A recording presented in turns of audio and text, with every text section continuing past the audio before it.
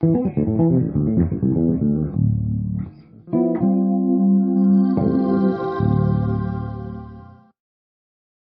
bass players at some juncture of their musical evolution will probably become a little bit confused about the concept of the modes. Simply put, a mode is a chord scale that's used to outline the sound of any chord. Many will only ever stumble across the same old lessons, which are tantamount to some kind of a music theory 101 class where somebody gets the bright idea to take a major scale and then from every degree of that scale create new scales or modes and then tell you what the Greek names are. Further confusion sets in because very few people take the time to explain how the notes in the scale relate to the chord they're playing over. To understand how chord scales or modes relate to the chords you're playing over, you first have to define whether the chord is actually in the scale. The second thing that you want to know aside from the chord tones is what are the available chord tensions. These are the upper structures of the chord that include 9, 11, and 13. That's important to know because it's the combination of chord tones and chord tensions that you can resolve your lines to. So if we take a G minor 7th chord and define what the chord tones are, we're going to have a G, B flat, D, and F. Of course, I know you already know this, but it's really important to understand what the intervallic formula for all the chords are. The formula for the minor 7th chord is the root, flat 3, 5, and flat 7. And the available chord tensions are 9, 11, and 13, which on a G minor 7th chord is going to be the A, you're going to have a C, and then you're going to have an E.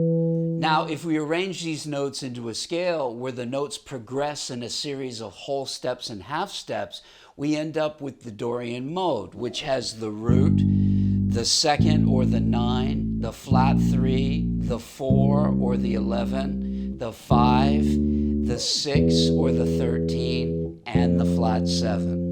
Oh, but I can just hear you saying, what about the Aeolian or the Phrygian modes? Well, we could also use both of these chord scales over a minor 7th chord as well, but both of these chord scales contain avoid notes, right?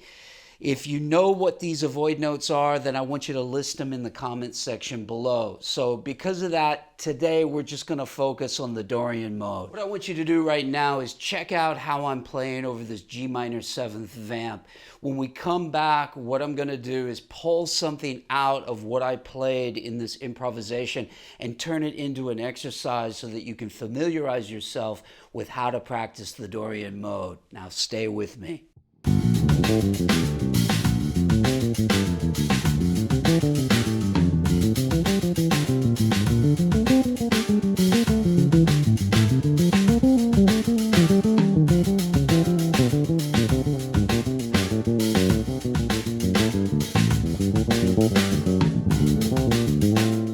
Okay, so let's go ahead and break this down. Now, before we get started, what I want you to do is download this PDF. Now, there's a little bit of a cost to this PDF, but this is one of the things that enables me to keep this free content going.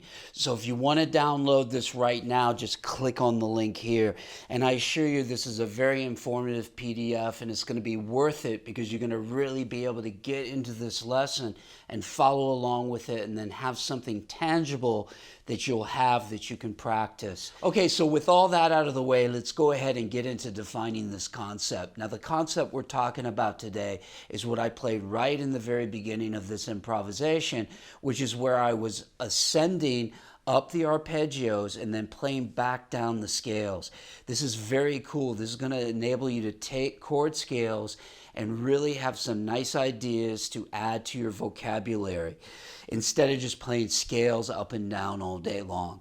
So what I was doing is starting from the first chord from the root and playing the G minor 7th chord up and then the scale back down. Then I went to the chord starting on the flat 3, which was the B flat major 7. Then I went to the chord starting on the 5, which is a D minor 7, and then the chord from the flat 7, which is an F major 7. Now, what's really cool about this is that really getting into each one of the notes in these chords and relating it back to the G minor 7. So if I look at the notes in the G minor 7, I've got root, flat 3, 5, flat 7, okay? From the flat 3, we've got flat 3, 5, flat 7, 9. That 9 gives me that really cool color, that, that nice note, and also this great idea that the Dorian mode contains all the right notes. All the notes, the root, flat 3, 5, flat 7, plus the 9, 11, and 13 are the notes that we can resolve our lines to.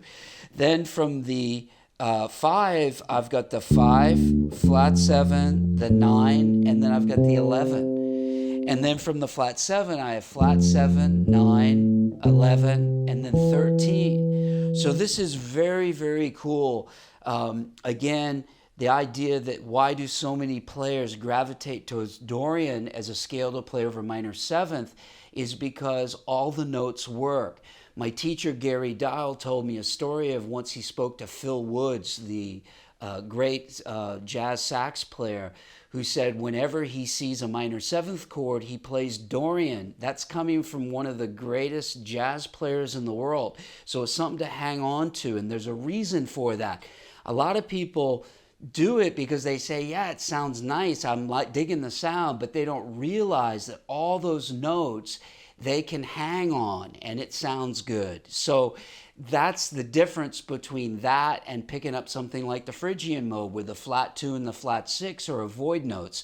So what's really cool about this is the way we're kind of putting this together by ascending up the arpeggio on that G minor 7. Then I go up to the 9 and descend back down the scale. Now this thing is in 3/4, so you'll need to look at that, how the rhythm sorts out.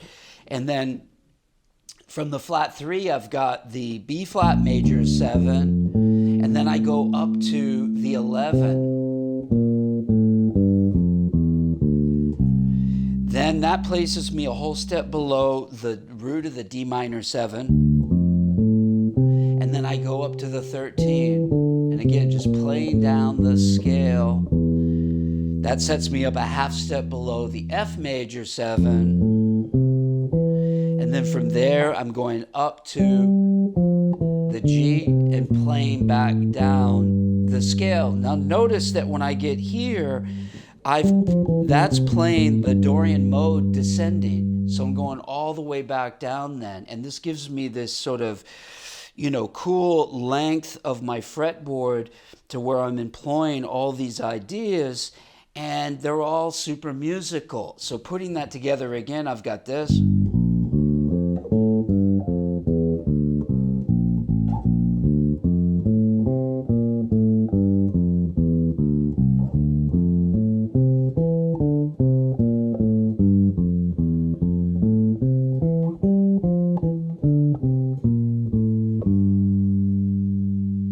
Okay, so after trying this over a G minor 7th chord, what I want you to do now is move this up chromatically. So from the G minor 7,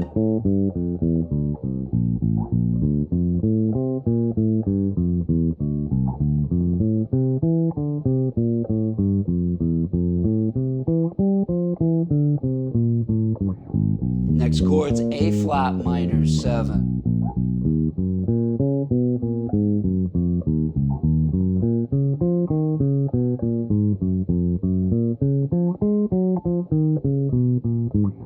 Next chord's A minor 7.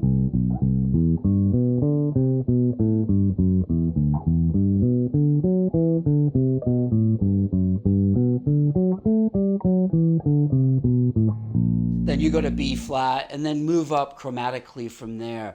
Now it's really important to understand the concept of note function, because what starts to happen, it's easy enough when we're in G because we're looking at the different chords and we see, okay, there's a G minor 7, there's a B flat major 7, there's a D minor 7, and there's an F major 7. But when you go to A flat, the A flat minor 7, the chord from the flat 3 is not a B major 7. It's a C flat major 7. And this gets us into understanding the chord formula. So the chord formula again is root, flat 3, 5, flat 7. And in A flat, that's going to be A flat, C flat, E flat, and G flat. Now, a lot of people think this is just semantics, but It really isn't. This is really super important to understand.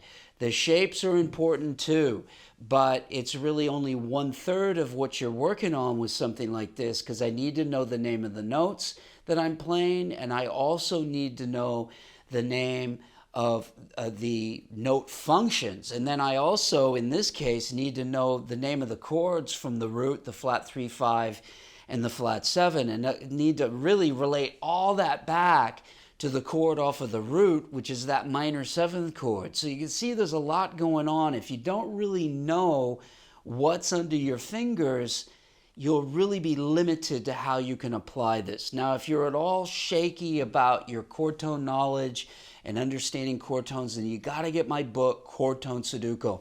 I'll link it just over here. This is a great book. There's lots of exercises in it, and it will really get you up to speed with understanding this whole note function thing.